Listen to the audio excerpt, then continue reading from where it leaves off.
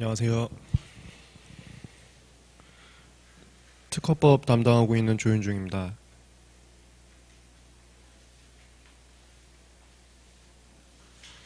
산업재산권법 공부방법에 대해서는 앞에 김영남 변리사님께서 전반적으로 소개했다고 하셨고, 저는 이제 특허법 공부방법에 대해서 좀 말씀 좀 드리겠습니다. 이게 뭐 처음부터 저희가 법학을 공부하신 분들도 있는데, 이공계에서 처음 접근하는 분들이 대다수예요. 근데 법학에서 그들만이 구사하는 용어나 이런 게 있습니다. 우리가 지금 전문직이라고 하는데 이거 합격을 하시게 되면 전문직이라는 게 그들만 사용한 특유의 언어와 그들만 사용한 특유의 그런 지식 이게 있어요. 근데 법학도 마찬가지로 이제 그 분야에서 특유로 사용하는 뭐 이해라던가 마인드라든가 이게 있는데 여러분들 대부분이 법학을 모르고 처음 접근하는 거기 때문에 그 특유의 마인드나 그 특유의 그 용어로 바로 공부를 시작하면은 정말 어려워합니다. 그러니까 처음에 이거 변리사 입문하셔갖고 민법까지는 그럴듯하게 가시는데 특허법에서 내가 이거 갈 길이 아니구나라고 생각하는 분들이 굉장히 많은데 그럴 때마다 너무 아쉬워갖고 제가 그렇지 않는 공부의 길을 좀 말씀을 드릴게요. 이 법이 다 똑같긴 한데 저는 이제 그 특허법은 아니고요. 다른 법 입법 과정을 잠깐 옆에서 간접적으로 봤던 적이 있습니다. 어떻게 법을 만드냐면은 입법하시는 분들만 아니라 각계 전문가들을 모셔와요. 모셔와서 우리가 지금 만들고 싶은 가치관이 있는데 뭐 예를 들어서 뭐 한국은 뭐 관광객 유치하자 뭐 이런 가치관이 있는데 이 가치관을 유치함에 있어서 좀 분쟁이 나올 것들을 상상을 합니다. 그 가치관을 달성하기 위해서 이런 안 좋은 점이 나올 수 있고 이런 안 좋은 점이 나올 수 있고 이런 안 좋은 점이 나올 수가 있는데 이거를 아이디어를 짜오게 해요. 짜와갖고 그걸 다 모은 다음에 그런 그 부정적인 면들을 막을 수 있는 것을 약속을 만드자. 그게 입법 과정이에요. 그래서 법을 만들 때 이 법을 만들게 된 명분하고 그 다음에 이런 거 약속 안 만들면 사회 혼란이 초래될 수 있다. 그 혼란들 요걸 협의를 합니다. 여러분 처음에 법을 공부할 때 그냥 법에 있는 그 결과물로 바로 접근하시면 제가 아까 말씀드린 것처럼 내가 괜히 공부했다 이거 나하고 안 맞다 이렇게 되는데 여기서부터 공부를 시작하시면은 이거 대한민국에 산 사람이면 누구나 공감할 수 있는 걸 하거든요. 그러니까 물론 그 입법 과정에 모신 분들이 뭐 약간 전문가시고 하긴 하지만 여러분들보다 뭐 IQ가 엄청나게 높고 뭐 엄청나게 천재성 있고 그런 건 아니란 말이에요. 그래서 그분들이 생각하신 바를 여러분들도 안다면은 왜 그런 용어와 왜 그런 문장과 왜 그런 가치관이 나오는지를 쉽게 접근할 수 있어요. 그래서 제가 입문자분들이 가장 많이 강조하는 게 이쪽입니다. 근데 이제 강의가 이쪽으로 치우쳐진 강의가 이렇게 많지가 않아요. 그래서 여러분들이 이제 각 과목마다 강의를 선택하게 될 텐데 그럴 때 들어보고 어렵다 이건 내 길이 아니다 이렇게 하지 마시고요. 들어보는 과목들 중에서 어떻게 최대한 좀 익숙하게 강의를 하는지 그걸로 접근하세요. 누구한테 접근하냐에 따라서 나도 변리사가 될 수 있고 나는 변리사가 될 수 없고 이게 굉장히 큽니다. 입문 단계에서는. 요거를 좀 소개를 하면서 이 법을 만들어진 과정 이거 하면 좀 쉽게 공부가 좀 되고요. 그 다음에 우리 시험 범위가 법만이 아니고요. 이 법과 관련된 판례도 시험 범위입니다. 판례란 건 뭐냐면은 입법 과정에서 여러 가지 이제 혼란들을 상상을 하는데 아까도 제가 말씀드린 것처럼 천재가 아니다 보니까 예상하지 못한 상상들이 나와요. 튀어나와요. 그러니까 실제 상황에서. 그랬을 때 우리는 약속을 여기까지만 만들었는데 이게 법이 빈틈이 많습니다. 약속을 여기까지만 만들었는데 이런 상황이 튀어나온 거죠. 그 상황을 이제 해결하기 위해서 기존에 있는 법을 갖다가 법원에서 소송을 진행하고 소송에서 판사님이 새로운 견해, 그러니까 보완하는 견해를 판결문을 냅니다. 그 판결문을 우리가 판례라고 해요. 그러니까 기존에 있던 법에서 현재 발생된 이 문제점, 이게 커버가 안 될 때 판사님이 기존에 있던 법을 확장 해석해서 만드는 걸 이제 판례라고 해요. 이것도 마찬가지로 이거는 일단 기존에 무슨 법이 있는지를 알고요. 그 다음에 그 법이 있을 때 소송이라는 게 누군가의 싸움이에요. 싸우는 사람들이 그 하소연을 한 게 있다고요. 그 하소연이 뭔지를 이해하시면은 그 판사님에게 판례라는 건 판사님이 그 쓰신 거예요. 그거 왜 나왔는지를 쉽게 접근할 수가 있습니다. 그래서 이것도 마찬가지입니다. 바로 아까 제가 말씀드리지만 그들만이 사용하는 용어, 그들만이 사용하는 문장 이걸로 바로 들어가면 절대 공부 익숙하지 않아요. 못 해먹겠다 그렇게 돼요. 우리가 익숙한 것들 그걸 먼저 접근하고 그 다음에 그들만의 용어로 들어가셔야 돼요. 결국 전문지니까 그들만의 용어를 여러분도 하시긴 하셔야 되는데 제가 계속 반복되는 게 뭐냐면 입문 단계에서는 그들만의 용어 전에 하나만 더 거치고 들어가자 이거예요.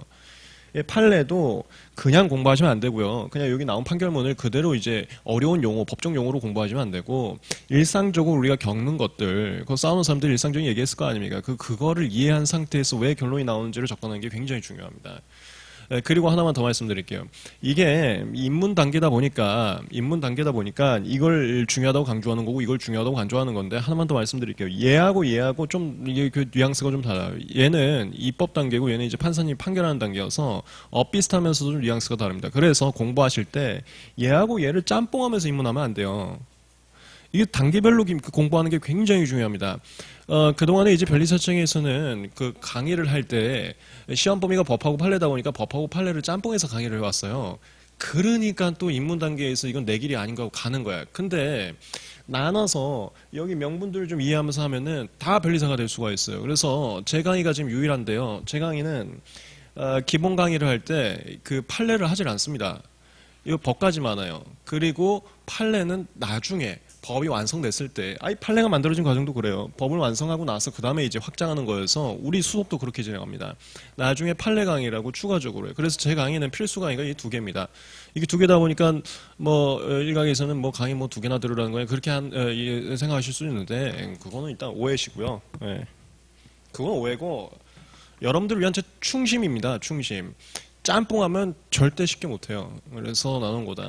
제 강의는 어떻게 되냐면 이게 이제 기본 강의고요. 뭐 재밌어요?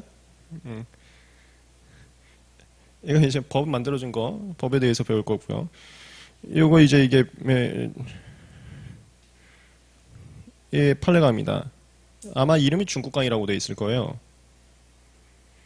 여기서 이제 판례를 공부합니다.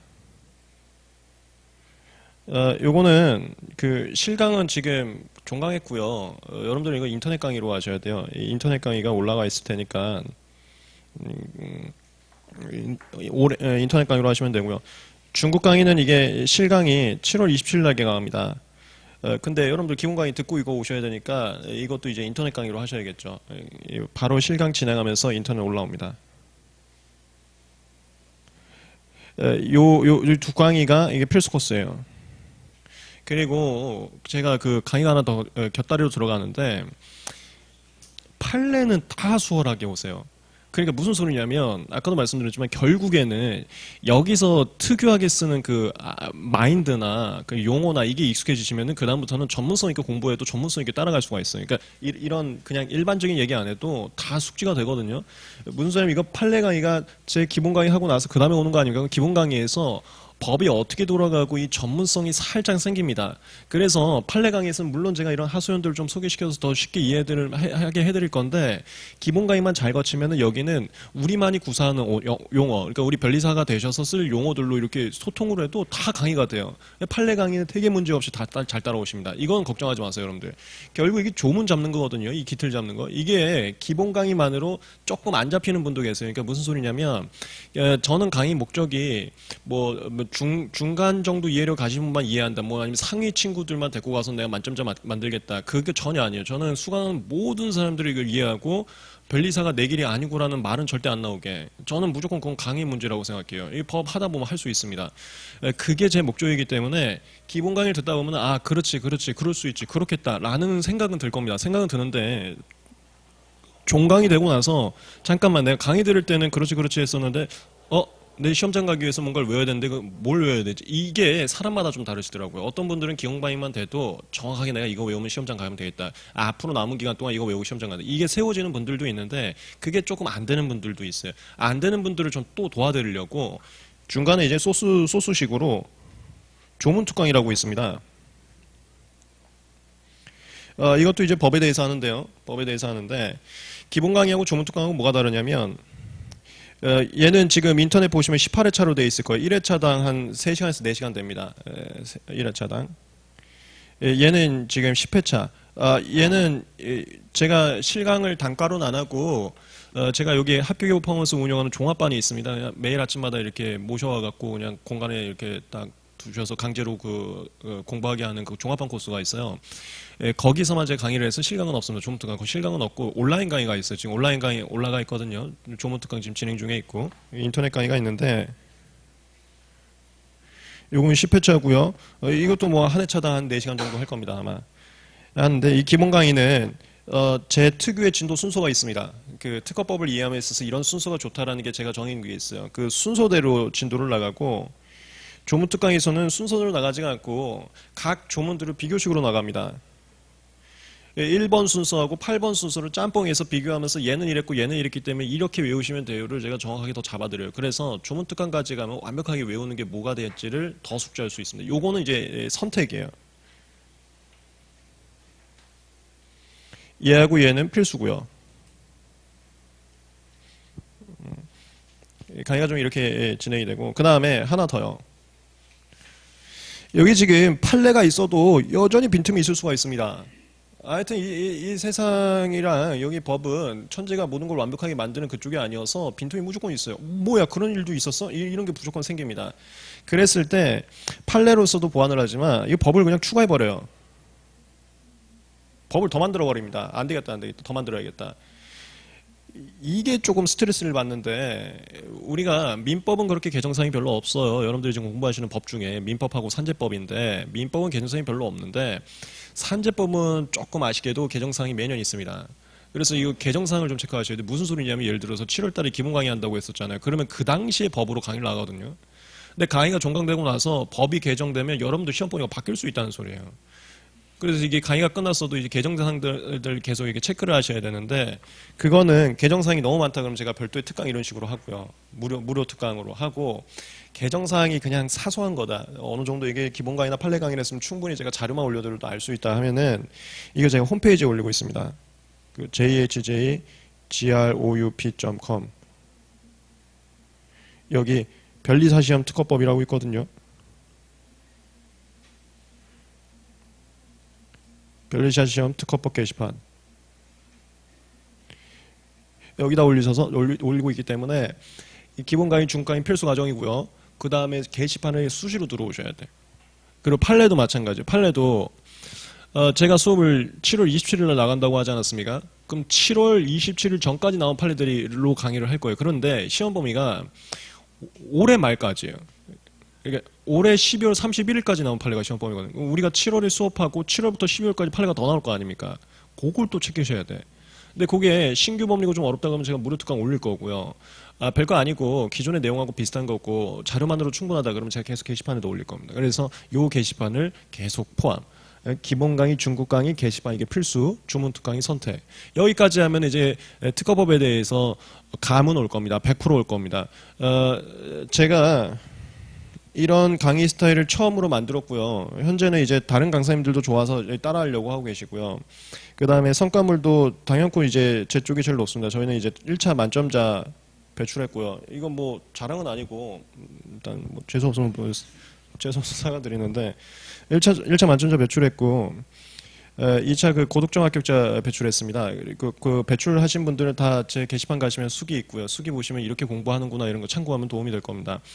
그리고 특허법 같은 경우는 뭐 제 강의를 제일 많이 듣고 있고요. 그래서 이렇게 좀 코스를 가보시고 그 다음에 이제 선택 코스가 하나 더 있어요. 여기까지 이제 그 전반적으로 공부했던 거고 우리 1차 이제 객관식 시험 아닙니까? 객관식 시험의 특유 스타일이 조금 있습니다. 약간 내가 시험이라는 게 변리사로서 업무를 할 수 있는 기본 자질이 있냐 없냐를 평가하는 척도인데 그 평가 말고요. 그러니까 변리사로서 일할 수 있는지 평가 말고 틀려봐라.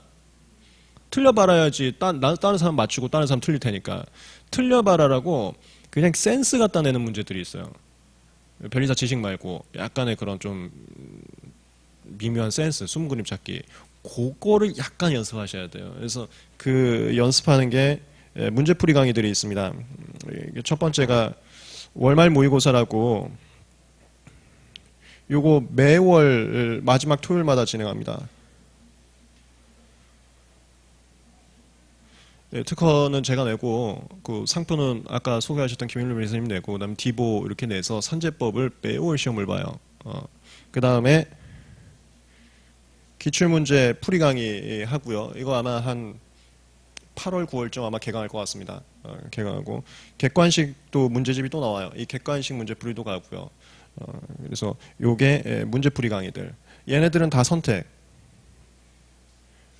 그래서 혼자서도 저거 기출문제집하고 객관식 문제집 다 나오니까 혼자서도 문제집 보면서 충분히 할 수 있다. 그 객관식의 특유의 경향들을 나 혼자 봐도 충분하다 그러면 그냥 문제집 보시면 되는 거고, 강의 들으면 뭔가 도움 되겠지 하면 강의 오시는 거고.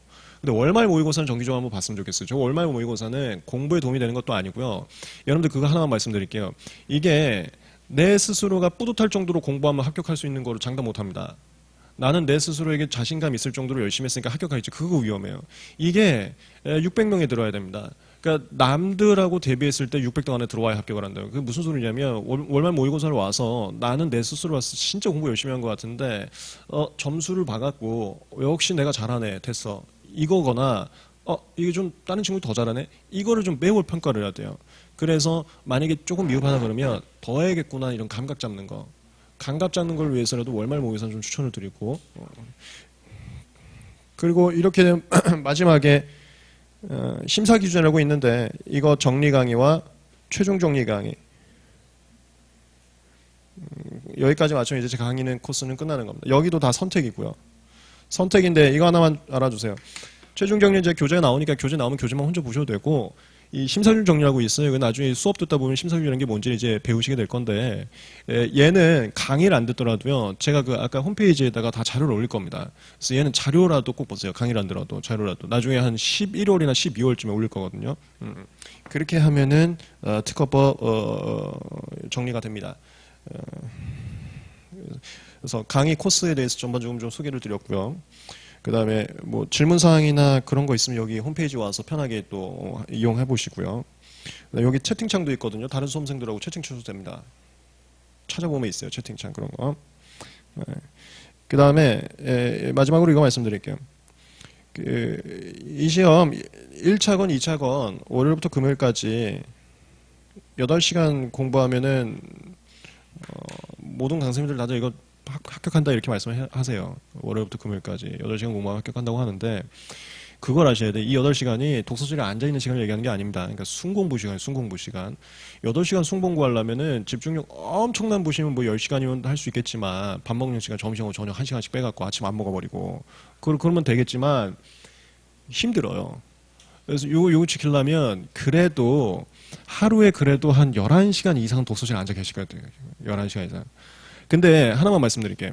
순공부 8시간을 충분히 합격합니다. 그래서 독서실에 15시간, 17시간 이렇게 오버하지 마세요. 그게 오히려 공부에 말리는 걸 제가 많이 봐왔어요. 제가 이제 누구보다도 상담을 많이 하거든요. 수험생분들하고. 오히려 오래 앉아있는 게 말리더라고요. 효율로 무조건 가세요. 효율로. 내가 순공부 8시간에 있어서 가장 적합한 공부 스타일이 뭘까? 이거 자신만 합니다. 내가 17시간 앉아있어도 괜찮아. 그럼 앉아있는 건데 그랬더니 다음날 망해. 그럼 안 해. 그 8시간만 공부한다 이 느낌을 좀 가져가세요. 8시간씩. 그리고 제가 여기는 토일은 안 써놨는데 토일은 그래서 여러분들 이거 하나 좀 아셔야 됩니다. 그 홈페이지에다가 제가 그 스케줄 뭐 일기장이라고 하네. 그 무슨 그 뭐라 그러죠? 일정 관리 같은 것도 제가 홈페이지에다가 넣어놨습니다. 그 스케줄 정말 잘 짜셔야 돼. 계획도 짜고요. 오늘 할 일도 짜는데 지금 제가 말씀드리려고 하는 건 뭐냐면 오늘 할 일이 있었을 거 아니에요. 오늘 8시간 채웠는지 아닌지 이런 거에 대해서 체크도 하셔야 돼요. 예를 들어서 오늘 내가 5시간 못했어. 그러면 그 기록에 남겨놔야 됩니다. 3시간 뺐잖아요. 그걸 주말에 보강하는 거예요. 그래서 매일매일에 대한 평가가 꼭 있어야 됩니다. 그래서 마인드는 꼭 하루에 8시간 한다. 이 마인드로 하면 반드시 이게 충분하게 합격할 수 있습니다. 정리하겠습니다. 제가 오늘 말씀드린 건 크게 두 개인데 하나는 변리사가 뭐 정말 뭐 정해진 사람들만 하거나 정해진 사람들만 공부하는 거 절대 아닙니다. 누구나 할 수 있어요. 다만 강의에 따라서 이거 힘들었다 아니면 할만한다 이게 굉장히 큽니다. 그래서 강의 선택하실 때 입문 강의는 최대한 그 전문적인 용어나 이런 것들을 구사하는 거 말고요. 내가 익숙했던 일반적인 용어로 점층적으로 업그레이드 된 단계 그런 강의를 꼭 찾으세요. 그래야 쉽게 진행됩니다. 두 번째는 순 공부 시간으로 8시간만 생각하시면 돼요. 오바도 아니고 덜도 안 됩니다. 이걸 맞추는 걸로 마인드를 먹으면은 빠른 시간 내에 합격하실 수 있을 겁니다. 기타 수기나 공부 방법들은 아마 여기 JH 그룹 가면은 많이 있습니다. 여기 수기 게시판 있거든요. 거기 가서 또 참고하시면 되고, 아까 말씀드린 것처럼 상담이나 질문 같은 경우도 여기다가 여기 남겨주시면 또 말씀드리고 있고요. 네. 그리고 강의 샘플 강의들은 그 우리 학교의 오파권 홈페이지 가시면 샘플 강의들 다 있어요. 여기로 참고하시면 되겠습니다. 네, 오늘 고생 많으셨고 수고하셨습니다.